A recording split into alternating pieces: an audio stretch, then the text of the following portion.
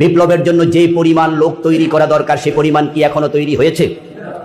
তো তাহলে সামনের নির্বাচনে যদি আমরা না যাই, আপনাদের ফতুয়া মেনে যে গণতন্ত্র দরকার নাই, তাহলে তো বিএনপির জন্য পুরা মাঠ খোলা, ঠিক না?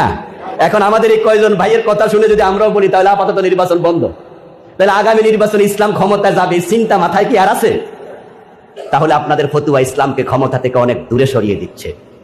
আমরা খেলাফতে বিশ্বাস করি, গণতন্ত্রের সাথে আমরা সম্পূর্ণ একমত নই। আমাদের একজন বক্তা এখানে কিছুক্ষণ আগে বলেছেন, গণতন্ত্রের মূল থিওরি হচ্ছে সভরেন্টি হবে জনগণের, জনগণ সকল ক্ষমতার উৎস, মেজরিটি মাস্ট বি গ্রান্টেড।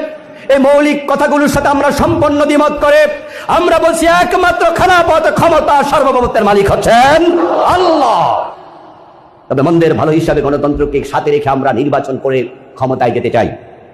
প্রিয় ভাইয়েরা, এখন বিভক্তির সময় নেই, বিভক্তি আর আমরা চাই না। হ্যাঁ, আপনাদের যদি এই জাতীয় কথাও থাকে আমরা আপনাদেরকেও বলবো, আমাদের চায়ের টেবিলে বসে বলুন, আলাদা বক্তৃতার অনুষ্ঠানে নয়। আমাদেরকে আপনারা পরামর্শ দিন যে এইভাবে করলে ভালো হয়। আমরা বুকে হাত দিয়ে বলতে পারবো, আমরা ব্যক্তি স্বার্থে ক্ষমতার লিপ্সায় পেটের ধান্দায় খেলাফতের কথা, রাজনীতির কথা জামাত ইসলামী বলে না। আমরা আল্লাহকে বারবার কসম করে, আল্লাহর ইজ্জতের কসম করে বলতে পারবো, আমাদের রাজনীতি, আমাদের ক্ষমতা যাওয়ার স্বপ্ন শুধু আল্লাহর দ্বীন প্রতিষ্ঠা করার জন্য।